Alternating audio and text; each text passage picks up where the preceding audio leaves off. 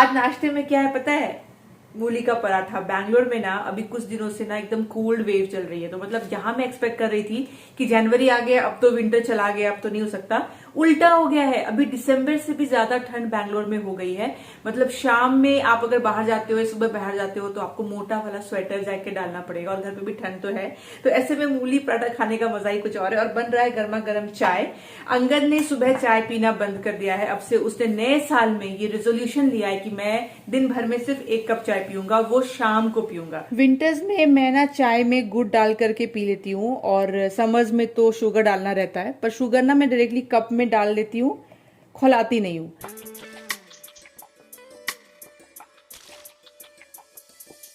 Ketchup के साथ में एप्पल खाओगे? ये कैसा रेजोल्यूशन है भाई? ये नया कुछ देख रही हूँ। नहीं, पराठा वाला प्लेट में मैं एप्पल काट ले रहा हूँ। तो अंगद जी ने बिल्कुल डिसाइड कर लिया है कि नए साल में हेल्थ की तरफ बढ़ना है ना। यस। तो ये जो तुम चाय छोड़ चुके हो सुबह, हाँ। ये कितना, 1 हफ्ता, 2 हफ्ता, 3 हफ्ता, या पूरा जनवरी? पूरा साल नहीं, पूरा आने वाला कंटिन्यूएशन में पूरा जीवन जीवन सुबह चाय नहीं पियोगे? सुबह चाय नहीं पियेंगे। ठान शाम को लियो। एक बस रिलैक्स होने के लिए हाँ, 1 कप चाय, धीरे धीरे वो भी चली जाएगी। वो भी चली जाएगी। हाँ। तब मुझे चाय कंपेनियन ढूंढना पड़ेगा भाई। चाय पीने के लिए कोई इंसान चाहिए होता है अंगद साथ में। मैं क्या करूं अकेले अकेले? इंसान तो है ही ना, चाय बस नहीं रहेगी। चाय पीने के लिए इंसान, मतलब बाजू में इंसान चाय पी रहा हो, चाय की चुस्की जो है साथ में चाय हो। में फोकस करो, दूसरों पे चाय पे फोकस मत करो। हे भगवान, अंगद पता नहीं अंगद ने क्या सोच लिया है। जब से शुरुआत हुई इस साल की, मैं ये नहीं करूंगा, मैं वो नहीं करूंगा। Something positive should happen. Positive change आ रहा है मेरे अंदर में। मैं हेल्थ कॉन्शियस, उतना अग्रेसिव नहीं कर रहा हूँ, बट छोटे छोटे स्टेप्स। लीजिए भाई छोटे स्टेप्स। मेरा तो चाय का अच्छा खासा कंपेनियन था, उसने रिफ्यूज कर दिया है, पर मैं कोई ऐसा काम नहीं कर रही हूँ। देखिए मेरे पास है चाय, पराठा एंड केचप। फिर से बिंदी लगा लिया है इसको। बिंदी का अंग चस्का चढ़ गया बिंदी पहनने का। नीबू, बिंदी क्यों लिया फिर से तुम? छोड़ दिया था। हाँ नीबू। पलटी मारो, पलटी। एक मुझे, अरे पूरा ही पलटी होता। अंगद एक मुझे कमेंट आया था, मुझे याद है, जब नीव का बाल बड़ा था ना, कि सोना आपको बेटा बेटी दोनों का सुख मिल रहा है, बाल बड़े हैं तो बेटी भी लग रहा है और बेटा तो है ही, और अब बिंदी लगा के तो नींबू सोच लिया इन लोगों को कमी ना हो बेटी का। कल हम लोग नीव को लेके गए, वो जो प्ले एरियाज नहीं होते हैं बच्चों के लिए, अलग से प्ले जोन्स बना के रखते हैं, इंडोर प्ले जोन, वहाँ बच्चे खेलते हैं, वहाँ लेके गए थे। तो हमने ये देखा कि नीव तो छोटा पड़ रहा था, उसके लिए ऑप्शंस कम थे, पर अगर आपका बच्चा 2.5 साल से लेकर 5-6 साल तक का है तो बहुत सारे ऑप्शन थे खेलने के लिए। पर नीव ने बड़ा एंजॉय किया, और नीव से ज्यादा एंजॉय किया नीव के पेरेंट्स ने। हमें इतना मजा आ रहा था, स्पेशली मुझे। वहाँ पे ना प्रिटेंड प्ले करने के लिए बहुत सारी चीजें थी। किचन सेट वाला एरिया था, मेकअप वाला एरिया था, वेजिटेबल शॉपिंग करने का एरिया था, मतलब बहुत मजा आ रहा था। तो इस किड जोन का ना जो सबसे मेन अट्रैक्शन जो है, जो नीव के एज के बच्चों को अच्छा लगेगा, वो है ये बॉल पिट एरिया। कितने सारे बॉल्स है देखिए। उसके बाद ना स्लाइड्स भी है, तो स्लाइड्स के लिए भी नीव थोड़ा अभी छोटा है, तो अंगद के गोद में उसको लिटा करके हम लोग स्लाइड करवा रहे थे, पर वो एंजॉय बहुत ज़्यादा कर रहा था। काफ़ी दिनों से ना हम लोग सोच रहे थे कि एक वीकेंड लेके जाते हैं, पर लग रहा था पता नहीं छोटा है अभी एंजॉय करेगा नहीं करेगा, पर एक्चुअली बहुत ज़्यादा एंजॉय कर रहा था। तो ऐसी जगहों का ना जो रेट्स होता है ना अलग अलग होता है। कुछ पे हमने इंक्वायर किया था, वो कह रहे थे 1 घंटे का 350 होता है। ये वाला जो था ये थोड़ा सा बड़ा एरिया है, इसका जो रेट था ना ये था 550 रुपीज़ में 1 घंटा। उसके बाद आप जितना भी घंटा इंक्रीज़ करना चाहो तो हर 15 मिनट के लिए आपको 100 रुपये देने। तो मतलब फर्स्ट घंटे के लिए 550 रुपये, और फिर नेक्स्ट घंटे से आपको 400 रुपीज़ लगेगा। और यहाँ पे बर्थडे पार्टीज़ वगैरह भी ऑर्गेनाइज आप करवा सकते हो, तो वो भी हमें अच्छा लगा कि नेक्स्ट टाइम कभी करना हो पार्टी वार्टी भी तो कर सकते हैं। पर मेनली इस बॉल पिट में नीव ने बहुत ज़्यादा एंजॉय किया, और भी बहुत सारे छोटे मोटे और भी चीज़ें थी जो नीव के एज के बच्चे एंजॉय कर सकते हैं, पर अगर बच्चे थोड़े बड़े हैं ना फिर तो बहुत कुछ है यहाँ पे।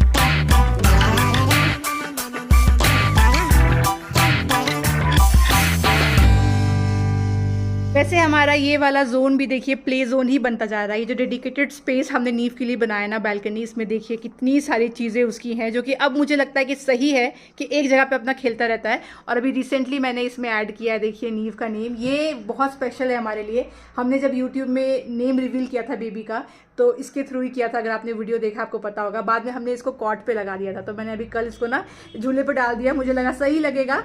एंड यहाँ देखिए दीदी ने और नीव ने हाथी जी को सम्मानित किया है सुबह सुबह, इट सिम्स। एनीवेज अभी रिसेंटली मैंने नीव के लिए एक बड़ा अच्छा चीज़ लिया है। अगर आपके बच्चे छोटे हैं तो आप ये ले सकते हो। तो एनिमल्स तो उसको बहुत पसंद है, तो मैं फिगरिन्स ढूंढ रही थी बहुत टाइम से उसके लिए, पर सारे ना प्लास्टिक वाले मिलते थे, तो ना वो चुभते हैं बच्चे को, अगर वो बहुत मतलब शार्प एजेस होते हैं उसके। एक बार एक डक्स भी मिला था हमें गिफ्ट में, मैंने वो सारा डिस्कार्ड किया क्योंकि बहुत चुभ रहे थे। ये वाला देखिए आप कितनी अच्छी क्वालिटी का है, 350 या 325 रुपये का अमेजोन से लिया है मैंने, आपको लिंक दे दूंगी। पर ये बिल्कुल चुभेगा नहीं, ये प्लास्टिक का नहीं है, बच्चे अगर उसको चबा भी ले, दबा भी दे, पैर भी पड़ जाए तो कोई दिक्कत नहीं है। एंड आप देखो कितना क्यूट दिख रहा है, मतलब ये ना एनिमेटेड एनिमल्स वाला है। हाथी है, देखिए कितना क्यूट दिख रहा है। और एक और है ये नीवू, तुम्हारा तो बहुत अच्छा है, दिखाओ सबको कितना प्यारा प्यारा एनिमल फ्रेंड्स है।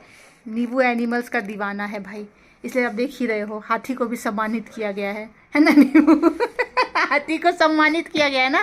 दिखाओ सबको कौन कौन सा टॉयज है नीवू के पास, कौन कौन से फ्रेंड्स हैं। टाइगर। नीबू इनमें से बताओ तो हाथी कौन सा है?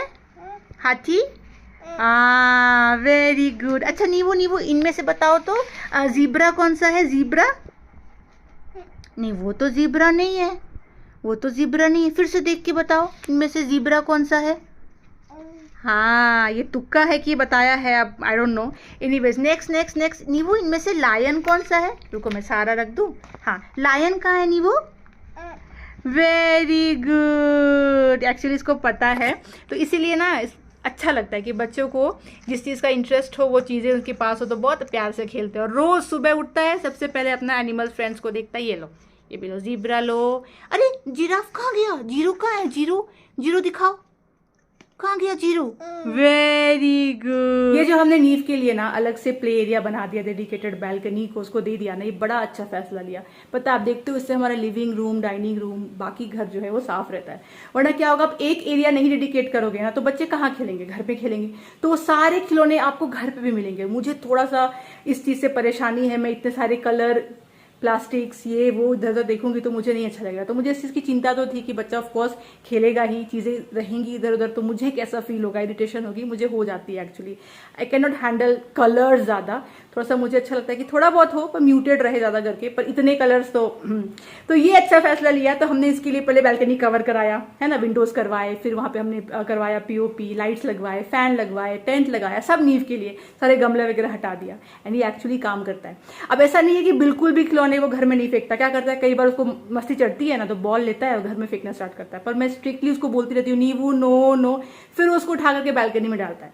तो करता है पर उतना नहीं जितना अगर स्पेस डेडिकेट ना किया जाए तो करता वो। अभी छोटा सा घर है, 2 BHK है, इसमें बच्चा कहाँ जाएगा, तो एक जगह देना आई गेस बेस्ट होता है। चलिए बनाते हैं फ्रेश ऑरेंज जूस। आपने शायद देखा होगा मैंने शॉर्ट्स एक बनाया था, तो अंगद जी रिसेंटली 10 kg ऑरेंजेस लेकर आए, वो अब तक खत्म नहीं हुआ है। रोज जूस पी रहे हैं फिर भी खत्म नहीं हो पा रहा, और अब मुझे लग रहा है कि कुछ तो खराब हो रहे हैं। मतलब कितना दिन चलेगा? फ्रिज में मैं रखी थी 2-3 पर इतना ठंडा हो जा रहा था कि वो पीने का मन नहीं कर रहा था। तो आज के आज ना काफ़ी इसमें से ख़त्म करेंगे। वैसे मेरे पास ना कोई भी अलग से डेडिकेटेड नहीं है जूसर, तो मैं ये वाला यूज़ करती हूँ, बॉश का है।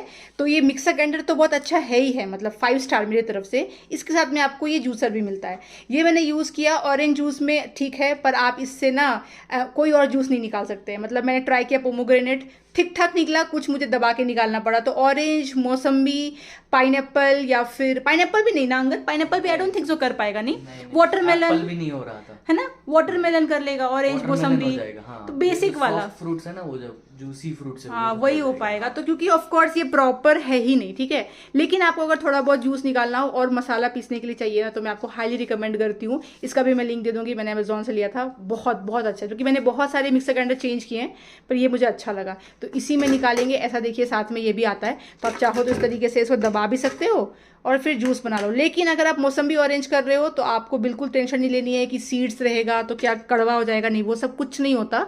ये अच्छा बनाता है एक्चुअली। ये जो ऑरेंजेस है ना, देखिए इसका ना कुछ भी पील नहीं कर रहे हैं हम लोग, ना तो इसके सीड्स निकाल रहे हैं, ऐसे ही यूज हो जाएगा, फिर भी कड़वा नहीं होता है। लाइक अब तक नहीं हुआ, ऐसे मैं कॉन्फिडेंस से बोल रही हूँ, पर अब तक नहीं हुआ है। उतना एकदम स्पिन नहीं करना है, थोड़ा थोड़ा करोगे हाँ, तो जूस अच्छे से निकल जाएगा।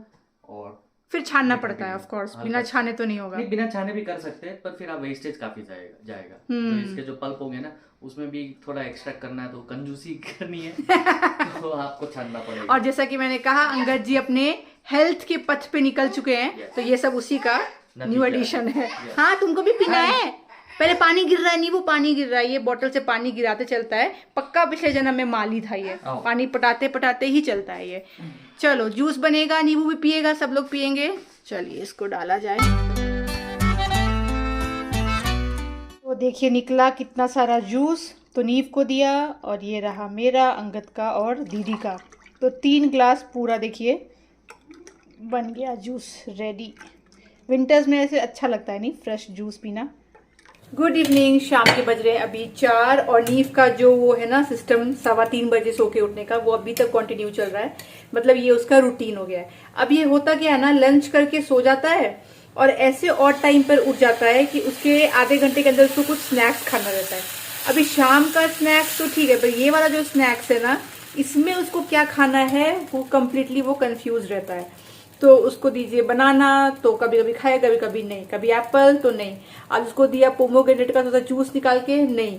फाइनली क्या खाओगे करते करते करते फिर दिमाग में आया कि डोसा खाओगे, तो डोसा तो उसको पसंद है, तो कह रहा है हाँ। स्वेटर उसको मुझे पहनाना था, ठंड है बाहर, तो वो स्वेटर मुझे मिल नहीं रहा था। सो करके उठा तो उस टाइम पे स्वेटर नहीं पहन रहा था। बाप रे, जब तक मैं स्वेटर ढूंढू उसका जिद कि नहीं मुझे चलो दो, मैं जाऊंगा खेलने के लिए, मुझे खाना खाने जाना है। मैं दीदी को बोला एक काम करिए, आप इसका डोसा लेकर के जाइए नीचे खिलाने के लिए। उसको ना एक टिफिन बॉक्स, एक मेरे पास एक बैग है, उसमें टिफिन बॉक्स, पानी, उसका क्या बोलते हैं रुमाल, सब करके मैं दे देती हूँ। तो मैंने कहा आप जाओ, मैं पीछे से स्वेटर ढूंढ के जैकेट लेकर के आती हूँ। नीव का स्वेटर यही मैं ढूंढ रही थी, जो वो ढूंढने नहीं दे रहा था। नीवू लो स्वेटर। चलिए शाम में तो अंगद जी भी चाय पियेंगे, तो देखिए चाय कंपेनियन का भी कप आ गया है, तो शाम की चाय दोनों साथ में।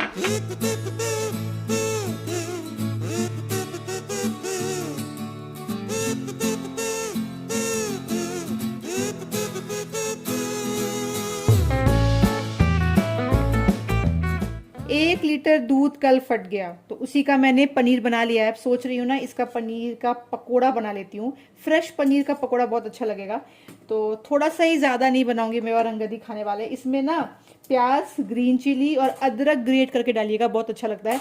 एंड ऑफ कोर्स थोड़ा सा धनिया पत्ता।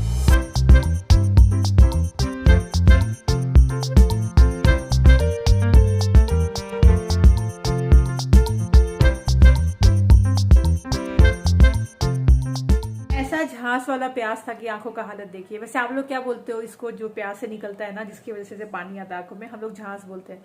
अगर आप ना आनियन को आधा कट करके बोल में पानी डाल करके 15 मिनट भी छोड़ दोगे ना, तो आपको ये हालत आपका नहीं होगा। पर मेरा वो रह गया, हड़बड़ में बनाने आई। एनीवेज ना, LG का जो हमारा फ्रिज है ना, अंगद उसका भी रिक्वेस्ट डाला है सर्विस के लिए। इतना हमारा फ्रिज आवाज कर रहा है ना, इतना आवाज कर रहा है, मतलब क्या ही बताऊं।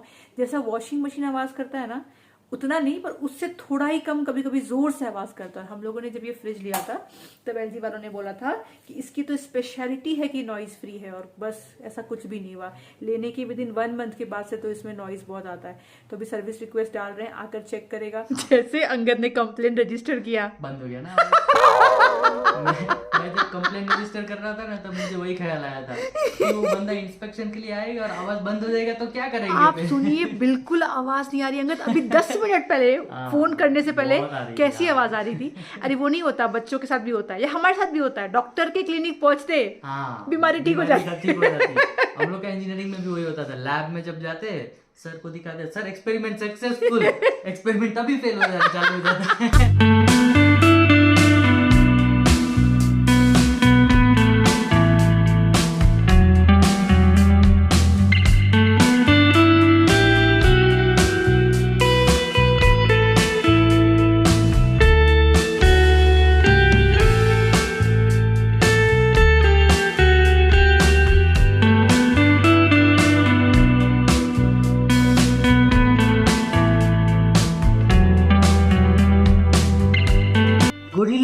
गोरिल्ला कैसे कहता है? हाँ ऐसे कहता है। ये देखो बाबू गोरिल्ला है, इसका हैंड से नींबू का हैंड है, सेम है, हैंड। ईयर्स बता दो, ईयर्स कहाँ है? वो ऐसे कान जैसा निकला। ये है ईयर्स। आज का व्लॉग एंड करने से पहले मैं कुछ क्वेश्चंस के आंसर्स दूंगी जो मैंने Q&A में कवर नहीं किया। तो एक मुझे बड़ा इंटरेस्टिंग क्वेश्चन लगा, मुझे किसी ने पूछा कि आप अपनी कुंडली के बारे में थोड़ा बताइए, आपकी कुंडली में क्या विशेषताएं हैं। तो पहले तो मेरी कुंडली में सब कुछ भी खास विशेषताएं नहीं है जो इतना बताने लायक हो, पर देखिए हर इंसान की कुंडली में कुछ ग्रह फेवरेबल होते हैं, कुछ नहीं फेवर करते हैं, तभी तो लाइफ जो है अप एंड डाउन से भरी रहती है। मेरी कुंडली में जो मैं देखती हूँ कि अच्छे प्लैनेट्स है, उसमें एक ऐसा प्लैनेट है जो मुझे लगता है कि चलिए ये ब्लेसिंग है कि मेरे लिए फेवर में है, जो कि जनरली फेवर में नहीं होते हैं, वो है सैटर्न। तो सैटर्न की प्लेसमेंट मेरी कुंडली में ऐसी है जो कि मुझे बहुत फेवर करते हैं। और कुछ लोग मुझे बोलते हैं कि आपके जो डोमेस्टिक हेल्पर्स होते हैं वो कैसे इतने टिक जाते हैं या कैसे आपको अच्छे मिल जाते हैं। जनरली लोग परेशान होते हैं ना कि अच्छे नहीं मिलते, मिलते हैं तो चले जाते हैं, तो मेरे अच्छे मिलते हैं, टिकते भी हैं, टचवुड। उसका भी रीजन सैटर्न ही है। जिसका सैटर्न स्ट्रांग होगा कुंडली में उसको हमेशा अच्छे हेल्पर्स मिलेंगे। और ये जो बंदा होगा जिसका सैटर्न स्ट्रांग होगा उसके नेचर और पर्सनैलिटी में भी आपको कुछ चीजें दिखेंगी। वो हमेशा अपने हेल्पर्स को फैमिली की तरह ट्रीट करेगा, उनकी हेल्प करेगा। तो ये इस तरीके से चलता है। और क्योंकि वो अच्छा ट्रीट कर रहा है, अच्छे से अपने हेल्पर्स को रख रहा है, फैमिली समझ रहा है, उससे जो है सैटर्न और भी स्ट्रांग हो जाता है। तो एक रेमेडी भी है यहाँ पे जो मैं आपको हमेशा बोलती हूँ कि अगर आपका सैटर्न नहीं भी स्ट्रांग है ना, तो जो भी आपके नीचे काम करते हैं, चाहे अगर मान लीजिए आप एक फैक्ट्री में काम करते हो, तो जितने भी आपके एम्प्लॉइज हैं या आपके घर में 2-3 हेल्पर्स हैं, वो सबको आप बहुत अच्छे से ट्रीट करिए। इससे अगर सैटर्न नहीं भी स्ट्रांग है ना कुंडली में तो भी अच्छे रिजल्ट्स देता है। नेक्स्ट जो बताने लायक है वो है एक योग जो मेरी कुंडली में है, जो बहुत स्ट्रांग योग है। और जब मुझे पता चला कि ये है मेरी कुंडली में तो मुझे ऐसा फील हुआ मानिए भगवान ने कॉम्पेंसेट कर दिया हो कि इसके पेरेंट्स तो नहीं है पर मैं कहीं ना कहीं से इसको प्रोटेक्ट करूं। और जो योग है वो है शत्रु हंता योग। जिनको पता है उनको पता होगा कि एस्ट्रोलॉजी में ये कितना इंपॉर्टेंट और कितना स्ट्रांग योग होता है। बेसिकली इस योग का मतलब ये है, जो कुछ प्लैनेटरी कॉम्बिनेशन की वजह से होता है, कि कोई भी जो मुझसे शत्रुता करे, मुझसे मेरा जो एनिमी होगा, जो मेरे लिए बुरा करे, चाहे मेरे सामने करे, मेरे बैकएंड में जाके करे, या मैं किसी को अपना शत्रु मान लूं, मुझे फील हो जाए कि ये मेरे लिए बुरा सोचता है, मैं इस इंसान को पसंद नहीं करती, इसने मेरे लिए बुरा किया है, उसका खुद ब खुद लाइफ में नुकसान होना शुरू हो जाएगा। और इसमें भी डिपेंड करता है कि किस तरह के योग है, कितना स्ट्रांग है, और उस पर डिपेंड करता है कि सामने वाले का कैसा नुकसान होगा। तो मेरा जो है वो इतना स्ट्रांग है कि कोई इंसान को मैं शत्रु मान लूं या वो मेरे लिए कुछ बुरा कर दे, खुद ब खुद universe will pay them back. और उनके साथ में ऐसे लेवल पे बुरा होगा कि वो परेशान हो जाएंगे लाइफ में। तो इससे मुझे मिलती है संतुष्टि और शांति कि मुझे कुछ भी बुरा करने की किसी की जरूरत नहीं है। जो मेरे लिए बुरा कर रहा है भगवान उसका लिटरली देख लेगा। तो पेरेंट्स नहीं है तो कोई ऐसा कोई कुकून नहीं है जो मुझे प्रोटेक्ट करे, पर ऑलरेडी इतने प्लैनेट्स ने कुकून बना रखा है कि मुझे सोचना नहीं है। तो जो जो बुरा कर रहा है वो अपने आप उसकी लाइफ में चीजें होती जाएंगी। इट्स वेरी स्ट्रांग योग। और इसके अलावा जुपिटर तो मैंने बताया ही है कि जुपिटर तो है ही स्ट्रांग। मेरा जो करियर है, मेरी जो सोच है, मेरा जो नॉलेज है, मेरा एजुकेशन, मेरा मैरिज, मेरा बच्चा, सब कुछ में बहुत बड़ा हाथ है वो है जुपिटर का। तो for ever grateful for Jupiter. और जैसे ही उनका जो पोजीशन है वो तभी कुंडली में वैसा आता है जब पिछले जन्म के कर्म भी आपके अच्छे हो, फिर जाके इस जन्म की कुंडली में आपको वहां पे मिलता है जुपिटर का पोजीशन। अब देखिए जिनको नॉलेज नहीं है कुंडली का, वो जब मेरी ये बातें सुन रहे होंगे तो कह रहे होंगे बाप रे क्या ये लड़की अपना ही गुणगान गा रही है। पर एक्चुअली जब आप अच्छी बातें बताओगे तो आपको बताना ही पड़ेगा, इसलिए बताना नहीं चाहती हूँ। पर एक्चुअली जुपिटर का पोजीशन भी अच्छा है। बाकी तो ठीक है, बहुत सारे ग्रह का नहीं भी अच्छा है, तभी लाइफ में और भी अप्स एंड डाउन तो चलते रहते हैं, पर वो तो पार्ट ऑफ लाइफ है। पर ये कुछ चीजें हैं, और भी कुछ चीजें हैं ऑफकोर्स, सिर्फ इतनी नहीं जो अच्छी हैं, पर ये एक है। तो हाँ, तो हेल्पर्स के लिए आप समझिए कि सैटर्न का हाथ रहता है जिनके सर पे, उनके हेल्पर्स उनको अच्छे ही मिलते हैं। और ऐसे लोग जो हैं जो सैटर्न रूल्ड होते हैं या फिर सैटर्न का स्ट्रांग होता है वो कर्मठ भी होते हैं। मतलब जो कहते हैं ना मेहनत करके खुद के दम पे कुछ बनना, मेहनत करके ही चीजें हासिल करना, ये नेचर ऐसे लोगों के अंदर भी रहता है। हाँ, तो चलिए यही मोटा मोटी था जो मुझे आपको बताना था। बाकी और भी कुछ क्वेश्चन है। कुछ लोग मुझे बोल रहे हैं कि हर एक राशि का बताइए ना कि 2025 कैसा जाएगा। वो देखिए बहुत लंबा भी होगा और वो मेरा एग्जैक्ट डिपार्टमेंट भी नहीं है। मेरा डिपार्टमेंट जो है वास्तुशास्त्र है, तो इसलिए मैं वो वीडियो नहीं बना रही हूँ कि मुझे बहुत रिक्वेस्ट आए हैं, पर वो डिपार्टमेंट है ही नहीं मेरा, तो मैं क्या ही उस पर बोलूँ ना। मैं प्रैक्टिसिंग एस्ट्रोलॉजर तो बिल्कुल नहीं हूँ, तो इसलिए मैं उस पर नहीं बना रही हूँ। बहुत सारे आपको यूट्यूब में मिल जाएंगे चैनल्स जो आपको बताएं, पर मैं ये बताऊं कि वो जेनरिक होगा। कभी भी वो जो होता है ना, वो मान लीजिए कि किसी का कर्क राशि है, तो कर्क राशि के लिए 2025 कैसा होगा वो बहुत जेनरिक है। कितने लोगों का कर्क राशि है। तो हमेशा अपनी जन्म कुंडली के आधार पे ही आप जानिए कि आपके लिए कोई साल कैसा होगा, कोई गोचर कैसा होगा, आपका महादशा क्या चल रहा है ना, सब कुछ मैटर करता है। तो इसीलिए मैं उस पर वीडियो फिलहाल नहीं बना रही हूँ। और भी कुछ क्वेश्चन है जो आगे होगा तो कवर कर लूंगी। एनीवेज चलिए इसी के साथ आज का ब्लॉग यहीं तक रखती हूँ। आशा करती हूँ आपको अच्छा लगा हो। मिलूंगी आपसे अगली बार, तब तक आप लोग अपना ख्याल रखिए और मेरी वीडियोस को देखते रहिए। Bye bye.